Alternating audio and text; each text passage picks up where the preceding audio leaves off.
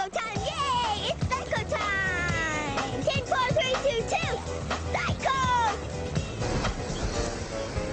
I had a very limited view. There's male, there's female, that's all there could possibly be. And I found that that's not true at all. Rockin' mid! The Smiths are raising 3 children in the American South, including their adopted son, Patrick. He's a hermaphrodite. Teams. I'm cheating! I think he feels much more masculine than he does feminine. Pretty much from the beginning, he was much more like my other son than my daughter.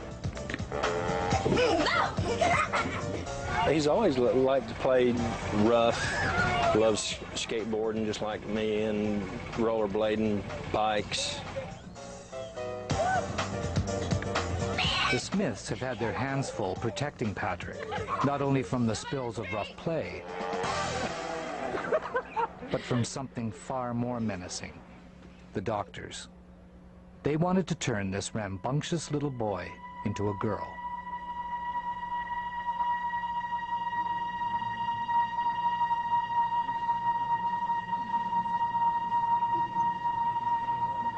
There was no happy announcement of "it's a boy" when Patrick came into the world.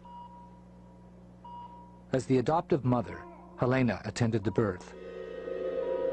They didn't say anything. It was very tense in the room. It was very quiet in the room, and they just wanted to take Patrick out. And I looked up, and there was the doctor who was there, and then like 15 people with them. And I was like, what is going on here? And then they took him away. This doctor went on to say that they couldn't tell if this was a boy or a girl, and I'm in my head saying, what do you mean you don't know if it's a boy or a girl? You're a doctor. I know the difference between a boy and a girl. You know, why don't you know the difference between a boy and a girl? Then he went on to say that that he wasn't formed perfectly, and that there was a question, and that they needed to do some tests.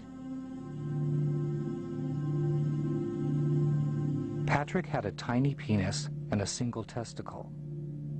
Internally, he had an ovary and a fallopian tube. The medical staff wouldn't tell Helena where they had taken Patrick. She frantically searched the hospital and found him, even though he was healthy, in the intensive care unit. When they saw me looking at him and looking through the window, they drew the curtains and they took him into a back room. And they said, no, you can't see him. The doctors are with him, and you're going to have to wait. That's when I first got the idea that there was something really wrong, and that he was much more sick than they were trying to let me know. Helena feared the worst, that her baby was going to die. She finally got to see him after 2 agonizing days. So took off his diaper, and to me, I was looking and saying, this is a boy. He's got things I don't have, and clearly, you know, if you have a penis and a testicle, you're a boy.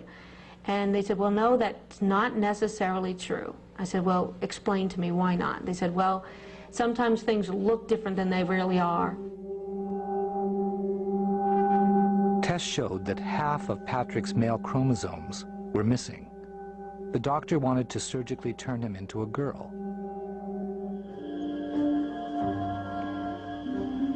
The days are stretching longer and longer. He's in there 5 days, he's in there 6 days, he's in there 7 days. I'm like, when can I take him home? And they're like, well, no, we need to tell you that this is a girl, and you need to decide this is a girl. And I'm like, I don't think so.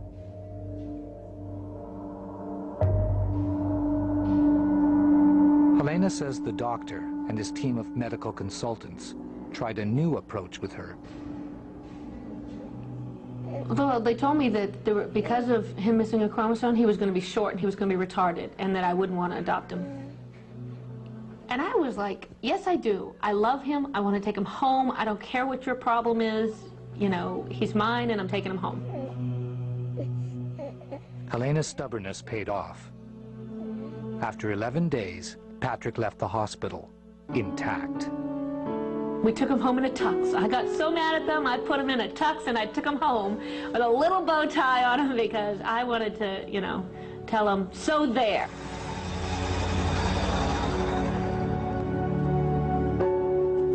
That was the beginning of a long, bitter battle between myself and the doctor. Here, Pepe. Where's the sweetie? The Smiths were now in a fight to protect their little boy from a doctor who wanted to turn him into a girl. That doctor even told them not to give him a name until corrective surgery could be performed. To me, I was like, no, we're naming him Patrick, and we're going to take him home as Patrick, and we're going to tell everybody, because we're proud of him, we're glad, he belongs in our family, we've wanted him for a long time, and we're telling everybody.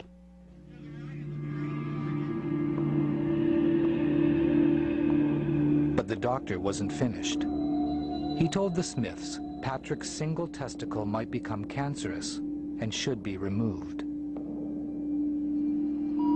And he kept insisting, I want to take it out. And I said, I'm not letting you take it out. And he said, well, can I do a biopsy then? I said, well, I don't have a problem with you taking a couple of little samples, and that's it. So we went to the surgery, and I thought, okay, that's all they're going to do. And the doctor came out, and he told us that he had to remove it because it was malignant. Patrick's testicle was gone. He'd been castrated. Helena demanded the pathology report. The doctor reluctantly turned it over, only after she refused to leave his office without it. On the very first page, a stunning revelation. The first line of it was that it was a normal, healthy testicle tissue. And I'm like, that's not cancer.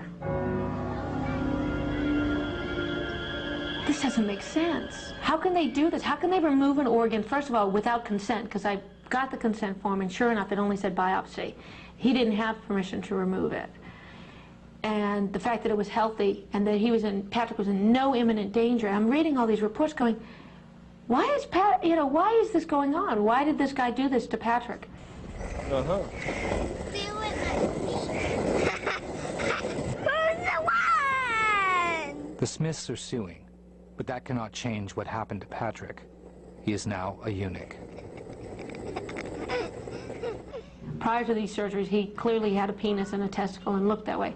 Now he just has a mass of skin that covers up a very tiny penis that you can't see.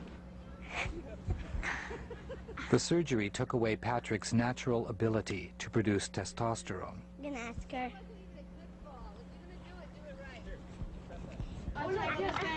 Hey, look at him!